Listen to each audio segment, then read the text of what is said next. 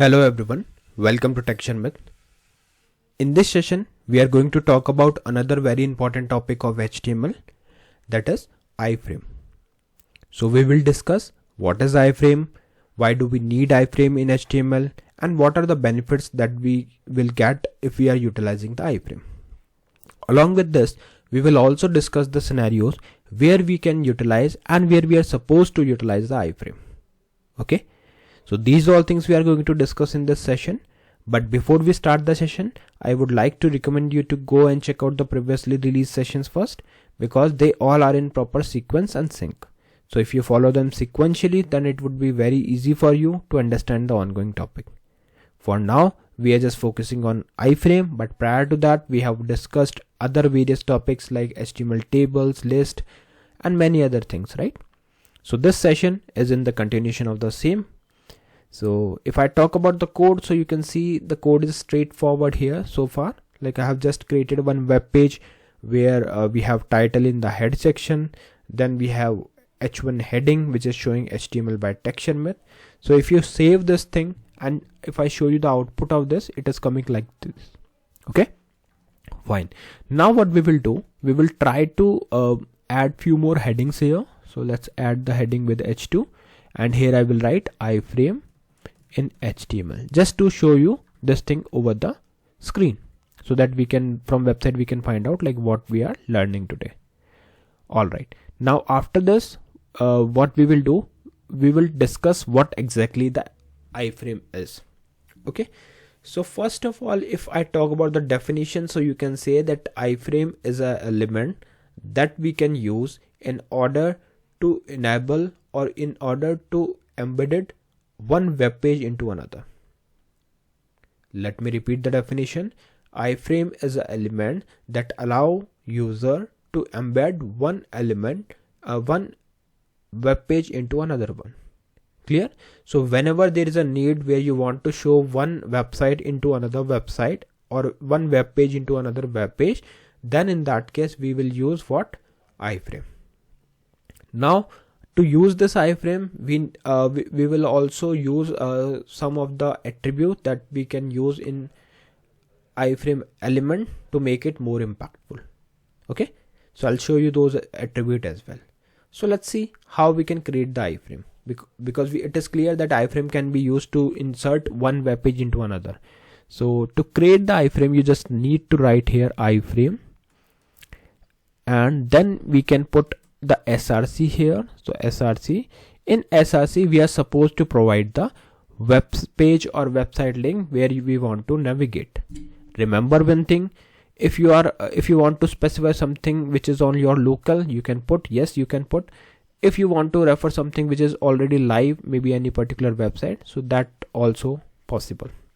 But how to specify this? Is it the right way? Like if I want to, let's say if I want to include Flipkart, so is it possible that we can directly write here www.flipkart.com. now save it and refresh it. So after refresh, you can see it may have been moved, edited or deleted. Why? Because this is not the correct path. So what is the correct path?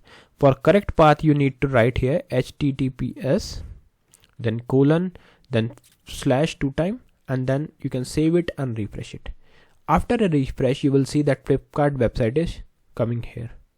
But there is one twist. If you click any of this icon, it will show you, let me show you that, it will show Flipkart refused to connect. Yes, because of some security reasons, Flipkart or maybe Google or YouTube, they are not allowing user to embed their web page on some other web pages. Okay, but still there are some websites that we can use on our web page. So it totally depends on the security, like what level of security the websites have implemented. But let's say if you want to consume anything, so you need to specify and you need permission from the domain, right? Then only we can use it. Clear? All right, now what we can do, we can simply put any example. Let me show you one example that you can use, which is pub400.com. So this is also a website, but it allow us to use this thing. Okay, so let me show you. You can see it is coming and it is allowing us. In fact, like if I click on anything, maybe like IBM champion link, so it is calling this separately. Okay, so that means we can easily use this thing.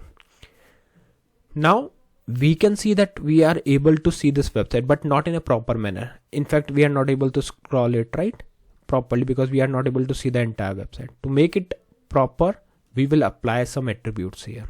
So first is width. So let's set the width as 100%.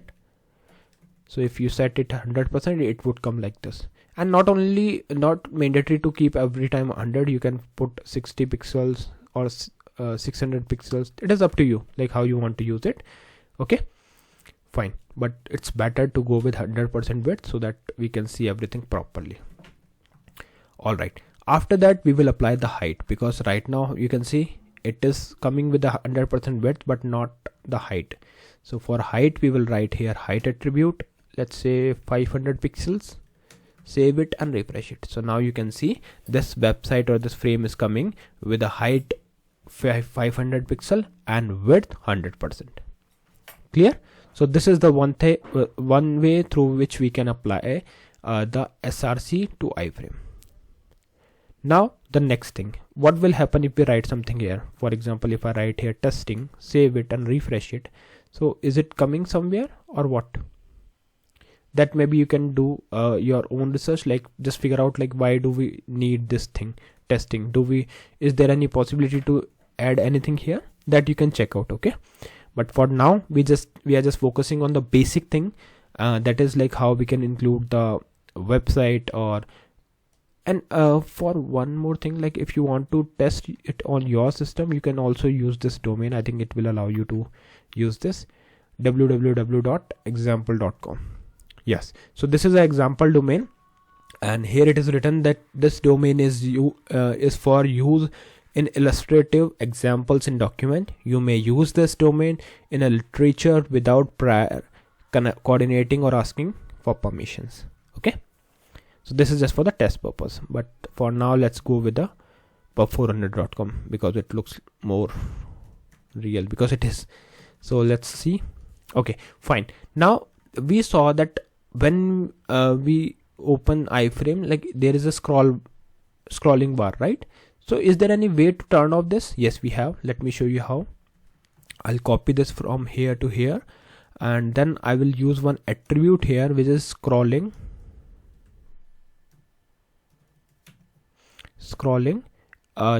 No. So if you save it and refresh it, so now you can see for the first frame scroll bar is there, but for the second frame no scroll bar is here, right? Because we have specified it that there should not be any scrolling. Don't get confused. This is the scroll bar which is my web page scroll bar, my main web browser scroll bar, not the frame scroll bar, and this is frame scroll bar. But in case of second frame, there is no scroll bar. Clear? So this is how you can set the scrolling option to no if you don't want to show the scroll bar, or if you don't want to allow user to scroll the website. Now some of you might be thinking like, what will happen if we set it as yes? So if you set it as yes, it will allow the scrolling, and you can see now it is coming with the scrolling. So with this example, I think it is clear that by default value is for scrolling is yes. Okay, so we have first option where we have specified the iframe without any scrolling option, so it is coming with a scroll bar because default scrolling is yes. Then second, for the second case or for the second frame, we have set the scrolling as no, and for the third one we have specified the yes. So in case of no, it will not show the scroll bar. In case of yes, it will show the scroll bar. Clear? So these are the all steps that we are supposed to follow in order to include the basic iframe in the HTML web page. Remember one thing, SRC is one of the most important thing because attribute of iframe, because of this only we can include or embedded the web page into another one. Clear? So these are the all steps that we can implement in order to use iframe in HTML. Now I would like to request you to please to share your knowledge for the today's question, and today's question is, what is the difference between the selector of ID and class? I know most of you know the answer of this question, so that's why I'm requesting you to please share your knowledge in the comment section. But in case if you don't know the answer, then no problem, you can refer one of our previous session where we have already discussed this thing in detail, and then you can share your expertise in the comment section. And for any issues you can comment in for any of your queries. Okay, so yeah, that's all for today. In the next session we will discuss few more things. So thank you for watching Tech Sharmit.